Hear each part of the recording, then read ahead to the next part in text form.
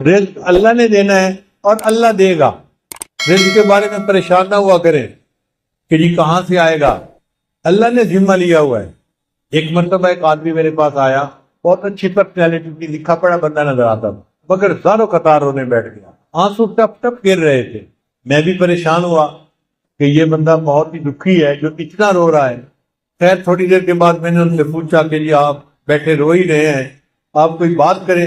اس نے کہا جی میں ایک گورنمنٹ آفیسر تھا اور ان دنوں گولڈن شیک ہینڈ والی ترتیب چلی تھی کہ گورنمنٹ کہتی تھی کہ جو بندہ اپنی ریٹائرمنٹ لے لے گا ہم اسے منافع بھی دے دیں گے اور وہ پھر کوئی اور کام کر کے اپنی زندگی گزارے. گورنمنٹ کو فائدہ یہ تھا کہ ورکر کم ہو جائیں گے اور ورکر کو فائدہ یہ تھا کہ ایک ہی وقت میں پیسے مل جائیں گے, تو مکان خرید لیں گے, بیٹی کی شادی کر لیں گے, یا فلاں کر لیں گے یا فلاں کر لیں گے. وہ کہنے لگا کہ مجھے تقریباً 16 لاکھ روپیہ ملے جو بینیفٹ کے تھے.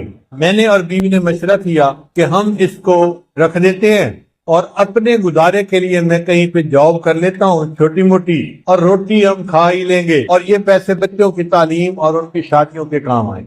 کہنے لگا کہ میرا ایک دوست تھا, میں نے کئی باتوں باتوں میں اس کو بھی بتا بیٹھا کہ مجھے گورنمنٹ سے 16 لاکھ ملے ہیں اور میں نے رکھ دیے ہیں. اب وہ بندہ میرے پیچھے پڑ گیا کہ ایک کاروبار ہے اور بڑا نفع ہے, اس میں بڑا فائدہ ہے, اس میں بڑا فائدہ ہے, اور اگر تم پیسہ لگاؤ تو محنت میں کروں گا اور تمہیں گھر بیٹھے بٹھائے پیسے مل جائیں. کہتا ہے کہ مجھے ڈر تھا کہ نہیں, تو میں اس کو نہ کرتا رہا. بالآخر ایک دن میری بیوی نے پوچھا کہ کیا مسئلہ ہے, تم کسی گہری سوچ میں ڈوبے نظر آتے ہو, کیا پریشانی ہے؟ تو میں نے اسے بتا دیا کہ میرا ایک دوست ہے وہ مجھے کاروبار کے لیے کہہ رہا ہے.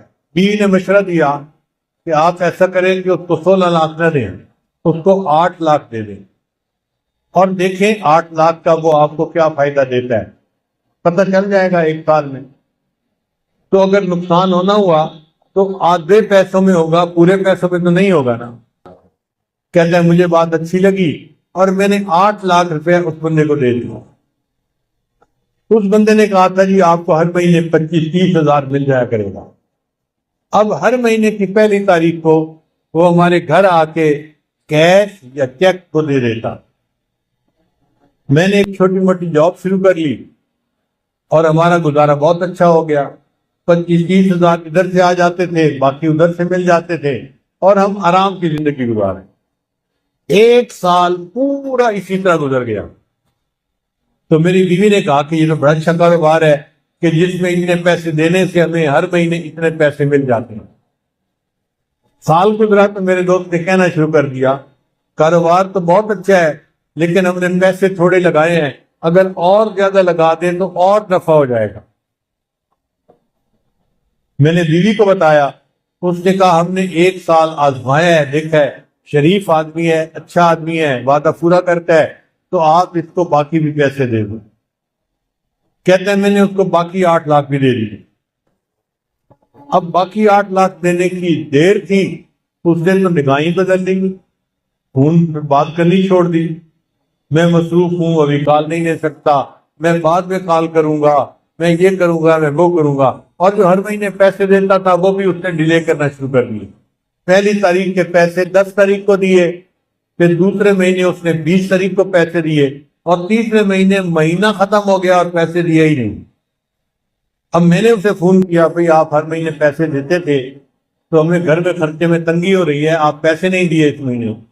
اور جی میں نے آپ سے بات کرنی ہے, میں 2 بندوں کو لا کے آپ سے بات کروں گا.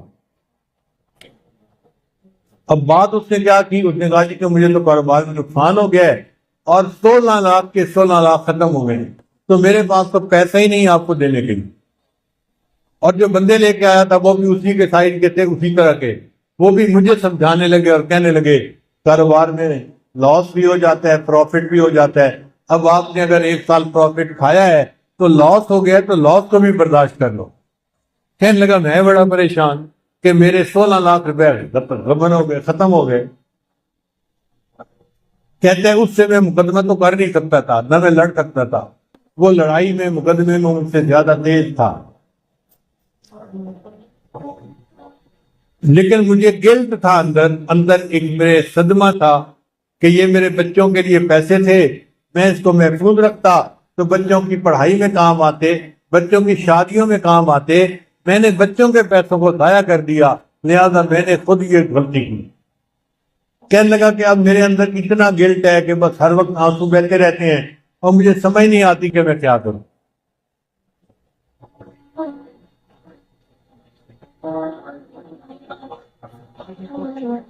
اس کی بات سن کے مجھے بھی بہت دکھ ہوا کہ ایک شریف آدمی اذیت میں مبتلا ہو گیا۔ میں نے اسے تسلی دی، پھر تسلی دے کے میں نے اس سے پوچھا کہ مجھے یہ بتائیں کہ آپ کا رزق کہاں پہ ہے؟ کہنے لگا کیا مطلب؟ میں نے کہا آپ کا رزق زمین میں ہے یا آسمانوں میں ہے؟ کہتے جی آپ بتا دیں۔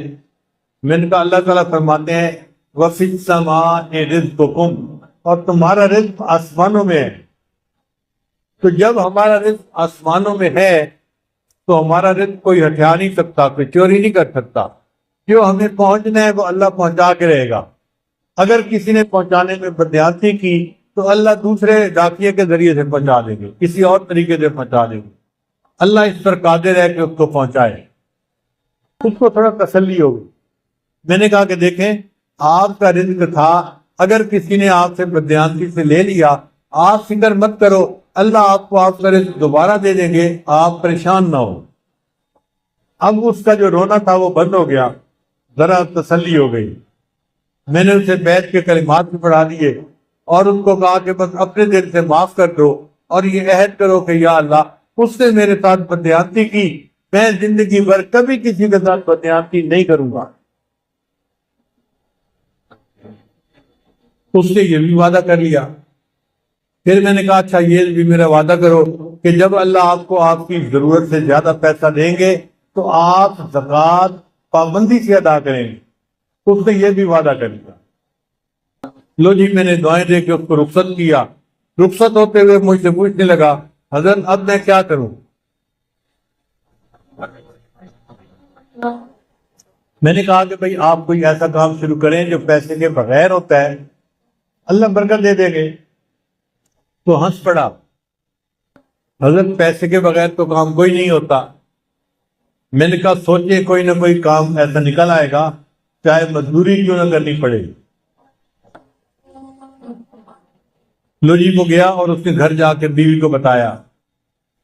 اس کی بیوی کا غم بھی ختم ہو گیا کہ ہمیں ہمارا رزق اللہ دے دے گے۔ پھر بیوی نے اس کو مشورہ دیا، ہم دیہات میں رہتے ہیں اور یہاں جو کسان ہوتے ہیں نا یہ کھاد خریدتے ہیں شہر سے، اور ان پڑھ ہونے کی وجہ سے ان کو پتہ ہی نہیں چلتا کہ یہ کھاد کون سی ہے اور کون سی نہیں ہے۔ تو آپ اگر شہر کی کسی کمپنی سے کھاد کی بوریاں کریڈٹ پہ لے کر آئیں اور ان دیہاتیوں کو یہاں بیچ دیں پروفٹ رکھ کے، تو پھر پیسے آپ واپس کر دینا اور کچھ آپ کو نفع مل جائے گا۔ لو جی یہ بندہ کھاد کی کمپنی کے پاس گیا ملتان میں، ان سے بات کی کہ مجھے جی آپ 10 بوریاں دے دیں کریڈٹ پہ، میں آپ کو پیسے مہینے کے اندر واپس کر دوں گا۔ وہ کہے جی ہم تو آپ کو نہیں جانتے، ہم آپ کو کیسے دے دیں؟ یہ کہے جی میرے کاغذات دیکھو، میں اتنا آفیسر تھا گورنمنٹ کے اندر، یہ بھی مجھے جانتا ہے، یہ بھی جانتا ہے، یہ بھی جانتا ہے۔ وہ کہیں کہ بھئی ہمیں تو شکل صورت سے بھی نظر آتا ہے کہ تم آفیسر رینک کے پڑھے لکھے بندے ہو، لیکن ہم بغیر پیسے کے کیسے اپنا مال دے دیں؟ ہم نہیں دے سکتے۔ اب یہ بیچارہ روز جائے اور روز ان کی منت سے حاجت کرے کہ آپ لوگ میرا کام شروع کروا دیں۔ جو مینیجر تھا نا وہاں کا وہ ذرا رحم دل بندہ تھا، اس کو رحم آ گیا۔ ایک دن وہ کہنے لگا دفتر والوں کو کہ بھائی اس کو 10 بوری کریڈٹ دے دو اور گارنٹی میری ڈال دو، اگر اس سے پیسے نہ بھی دیے تو 10 بوری کے پیسے میں ادا کر دوں گا کہ چلو مجھ سے غلطی ہوئی، لیکن اب اس بندے کو 10 بوری دے دو۔ اس بندے کو یہ 10 بوری مل گئی، یہ لے آیا، اس نے آ کے کسانوں کو بیچی، ہر بوری پہ 50-50 روپیہ اس نے نفع رکھ لیا، تو 10 بوری کا اس کو اچھا بڑا فائدہ ہو گیا۔ چنانچہ پھر یہ 10 کی جگہ 20 بوری لینے لگ گیا، پھر 30 بوری لینے لگ گیا، پھر 50 بوری کرتے کرتے ایک وقت آیا کہ کمپنی والا نے کہا جی ہم آپ کو پورا ٹرک کریڈٹ پہ دے دیتے ہیں۔ اب اس نے کریڈٹ پہ ٹرک لیا اور لوگوں کو تقسیم کی کھاد اور ان سے پیسے لے کے واپس دے دی۔ پھر 1 ٹرک سے 2 ٹرک اور 3 ٹرک اور ٹرکوں میں کام شروع ہو گیا۔ اللہ کی شان دیکھیں، کوئی 6-7 سال کا عرصہ گزرا ہوگا، یہ بندہ ایک دن میرے پاس واپس آیا، مجھے کہتے ہیں الحمدللہ حضرت آج میں 16 کروڑ کی پراپرٹی کا مالک ہوں۔ 16 لاکھ اس کے ضائع ہوئے تھے، اللہ پہ توکل کی، اللہ نے برکت رزق میں ایسی دی کہ 16 کروڑ کی پراپرٹی کا وہ مالک بنا۔ تو ہم کیوں اس معاملے میں شک میں پڑے یا اپنے دل میں حرام لگائیں؟ دل میں تسلی رکھیں، اللہ نے جو ہمیں دیا ہے وہ اللہ نے ہمیں پہنچا کے رہنا ہے۔ جب اللہ نے پہنچا کے رہنا ہے تو ہم حرام کی طرف کیوں ہاتھ بڑھائیں؟ اس لیے جو چیز شک میں ڈالے اس کو چھوڑ کے اس طرف آ جاؤ جو چیز شک میں نہیں ڈالتی۔ اللہ تعالی ہمیں ایسے صاف پاک معاملات کرنے کی توفیق عطا فرمائے۔